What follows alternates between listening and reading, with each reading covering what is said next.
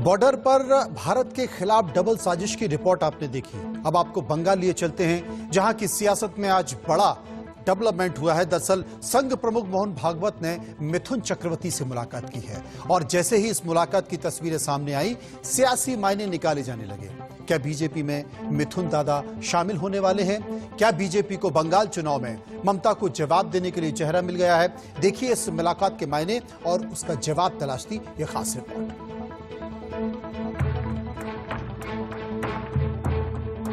बंगाल में चुनाव से पहले बड़ी हलचल, मिथुन दा और संघ प्रमुख की मुलाकात। क्या बीजेपी का दामन थामेंगे मिथुन? बसंत पंचमी के दिन जब पूरा देश सरस्वती वंदना कर रहा था, तो बंगाल में सबसे बड़ी हलचल दिखी। जाने माने एक्टर मिथुन दा, जिनका डिस्को डांस देख एक पीढ़ी बड़ी हुई है, जिनका बंगाल में रुतबा है, उनसे संघ प्रमुख मोहन भागवत ने मुलाकात की। और ये मुलाकात जैसे ही हुई, अटकलबाजियों का दौर शुरू हो गया। लोगों के जहन में सवाल उठने लगे, क्या बीजेपी के होने वाले हैं मिथुन दा? हमें ये देखना है कि सौरभ गांगुली मिले थे बंगाल के राज्यपाल से, और अब मिथुन दा की मुलाकात हुई है आरएसएस प्रमुख से।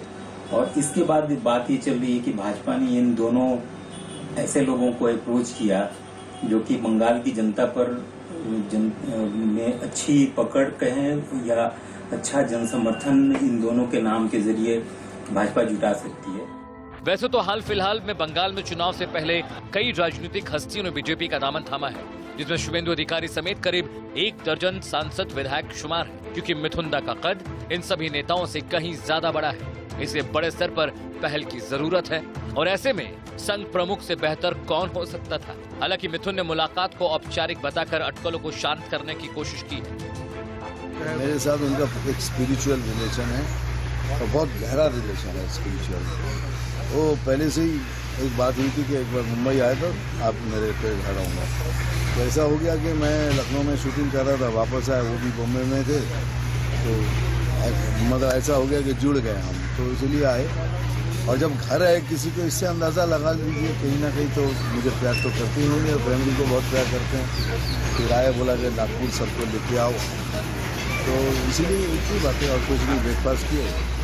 नो राजनीति नथिंग, इसको जोड़िए हमारे। जी, इसीलिए क्लैरिफिकेशन कि पश्चिम बंगाल में अभी चुनाव है, तो ऐसे में बहुत सी अटकलें लगाई जा रही है कि मिथुन दा वहाँ पे आप लगाते रहो, लेकिन अभी इस वक्त कुछ नहीं। अब तक लेफ्टिस्ट माने जाने वाले मिथुन से संघ प्रमुख के करीब 1 घंटे मुलाकात हुई, जिसमें दोनों ने एक साथ नाश्ता किया और लंबी चर्चा की। क्योंकि बंगाल में चुनावी मौसम है, इसलिए हर मुलाकात, हर मीटिंग के मायने निकाले जा रहे हैं। इससे पहले बीजेपी में बंगाल टाइगर के नाम से मशहूर इंडियन क्रिकेट टीम के पूर्व कप्तान और मौजूदा बीसीसीआई अध्यक्ष सौरभ गांगुली के शामिल होने की भी अटकलें थी। लेकिन सौरभ गांगुली के बीमार होने के बाद सियासी तस्वीर साफ नहीं हो सकी है।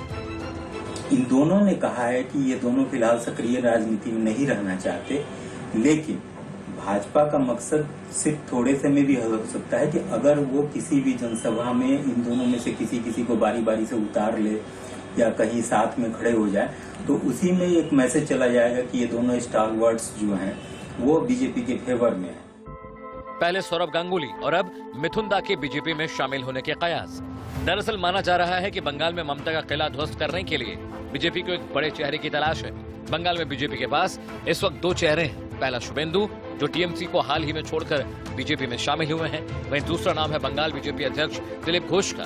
लेकिन बीजेपी भी ये बड़े अच्छे तरीके से जानती है कि इन दोनों चेहरों पर बंगाल का दाव नहीं चला जा सकता। इसलिए पार्टी एक बड़े चेहरे की तलाश में है, जो ममता को ममता के गढ़ में चुनौती दे सके। Bureau report, India news.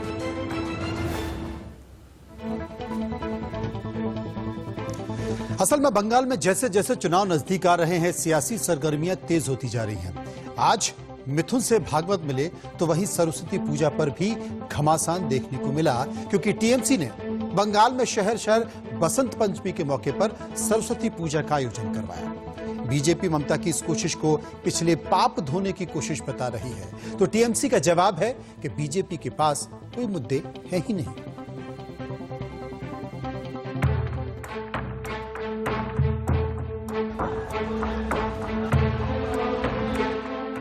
Bengal में चुनाव से पहले नया घमासान, दुर्गा राम के बाद सरस्वती पूजा पर रात।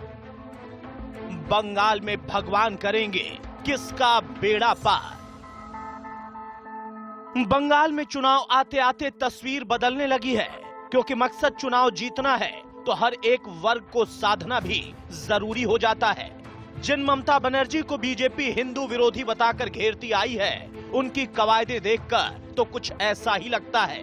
दरअसल बसंत पंचमी के मौके पर टीएमसी ने सरस्वती पूजा का आयोजन किया और तृणमूल कांग्रेस की ओर से सरस्वती पूजा मनाने की कवायद को ममता बनर्जी के नए सॉफ्ट हिंदुत्व का हिस्सा माना जा रहा है।